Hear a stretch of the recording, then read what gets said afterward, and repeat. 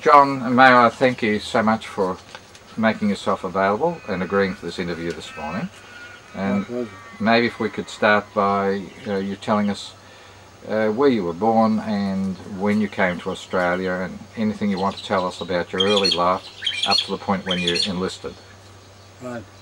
Well, I was born in England in 1922 and was a single mother and placed into Dr. Barnados' orphanage as a 2-year-old baby. Fostered out to a family in the west of England, recalled to Barnados at the age of 9, then selected to come out to Australia with a group of children to Fairbridge Farm School near Punjab.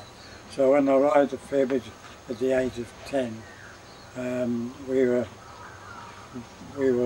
placed into this farm school environment, and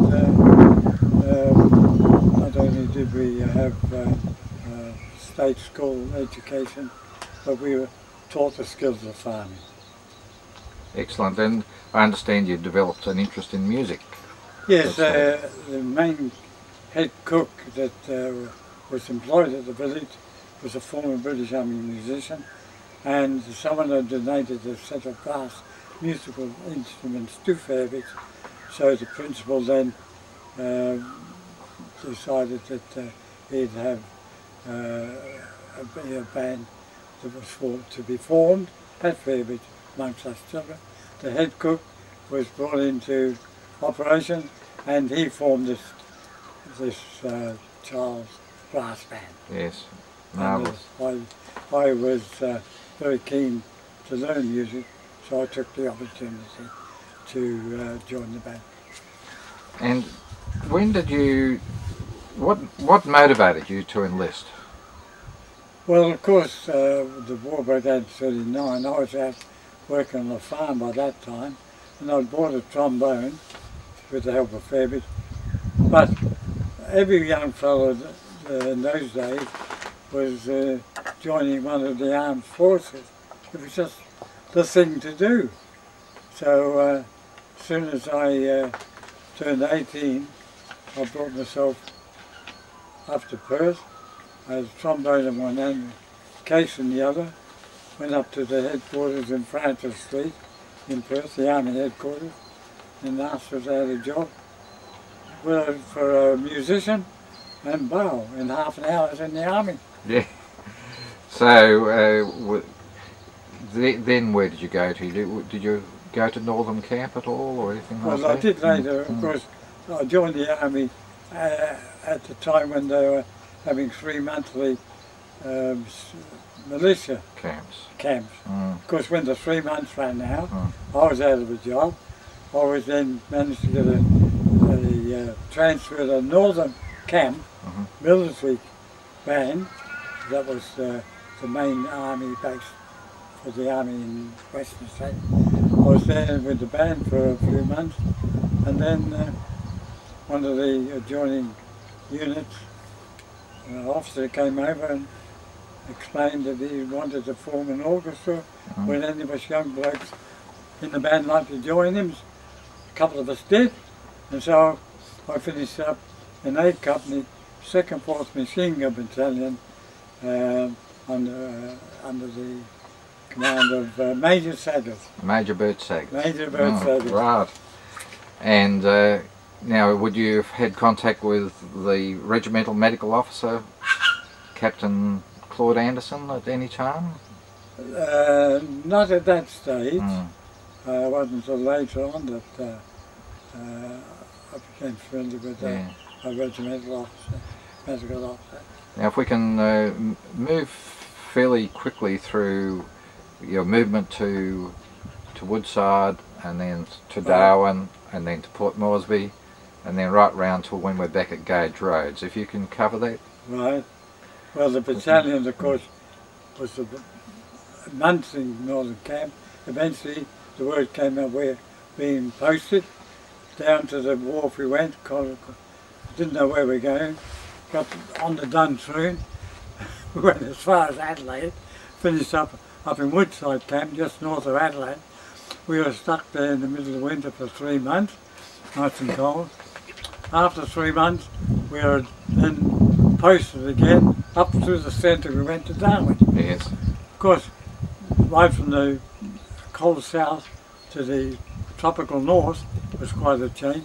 However, in December, of course, Japan bombed Pearl Harbor, and we were at war with Japan.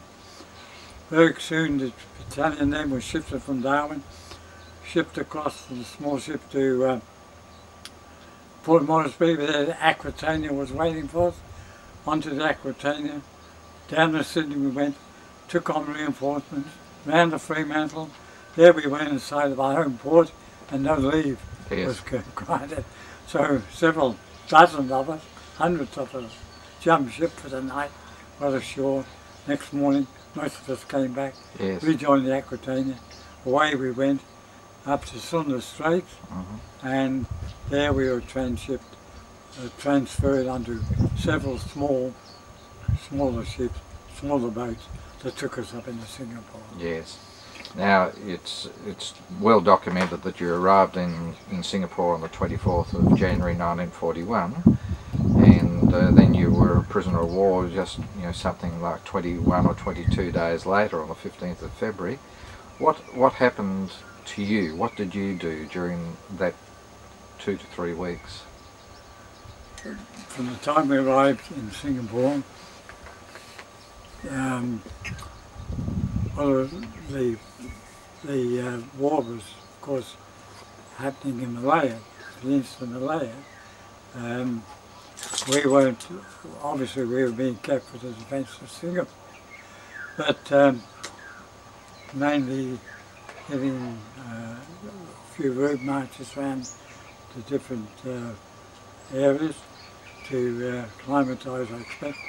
Then, when the last troops went across the Straits of Johor, the causeway was blown and we were left on our own.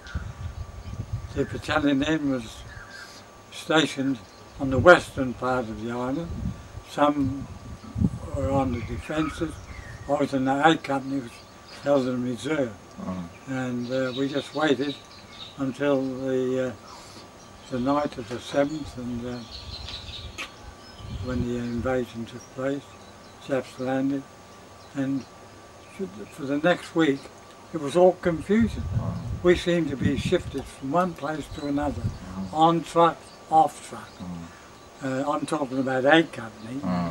The rest of the battalion were sent in different dispatches. But we didn't actually meet any forces. No. We just spent a useless time, the whole week, being transferred from one point to another.